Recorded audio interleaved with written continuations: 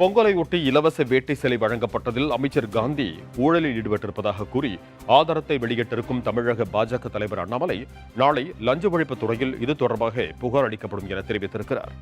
ராணிப்பேட்டையில் நடைபெற்ற என் மண் என் மக்கள் நடைபயணத்தில் பேசிய அண்ணாமலை தமிழக அமைச்சர்கள் 35 பேரில் கெட்ட வார்த்தை பேசுவதில் அமைச்சர் காந்தி முதலிடத்தில் உள்ளதாக விமர்சித்திருக்கிறார். தொடர்ந்து செய்தியாளர்களிடம் பேசிய அவர் கடந்த பொங்கல் பண்டிகையொட்டி இலவச வேட்டி சேலை வழங்கப்பட்டதில் அமைச்சர் காந்தி ஊழலில் ஈடுபட்டிருப்பதாகவும் அதற்கான ஆதாரங்களுடன் நாளை லஞ்ச ஒழிப்பு துறையில் புகார் அளிக்கப்படும் எனவும் தெரிவித்தார். மேலும் 100% காட்டனில் செய்யப்பட வேண்டிய வேட்டியை 78% பாலியஸ்டரிலும் 22% மட்டுமே காட்டனில் தயாரிக்கப்பட்டுள்ளதாகவும் அண்ணாமலை குற்றம் சாட்டியிருக்கிறார்.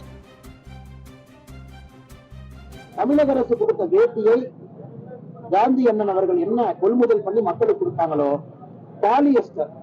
பாலியஸ்டர் வந்து 78%, காட்டன் 22% இருக்கு. இதான் விஞ்ஞான உலகம். அதாவது காட்டனை குறைச்சிட்டு பாலியஸ்டர் போட்டுட்டா காட்டன் 1 கிலோ 320 ரூபாய், பருத்தி பாலியஸ்டர் 1 கிலோ 160 ரூபாய், பாதி விலை குறையும்.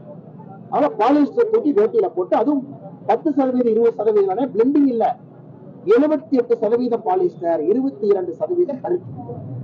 இத ஆதாரப்பூர்வமா வெளியிடணும். சாம்பிள் இருந்து எல்லாம் வச்சிருக்கோம். இதை பாரதிய ஜனதா கட்சி தமிழ்நாட்டினுடைய லஞ்ச ஒழிப்புத்துறை DVAC அவங்ககிட்ட அபிஷா நாளைக்கு காலையில கம்ப்ளைண்ட் கொடுக்க போறாங்க.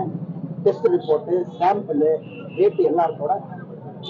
இதையாச்சும் முதலமைச்சர் நடவடிக்கை எடுப்பாரா?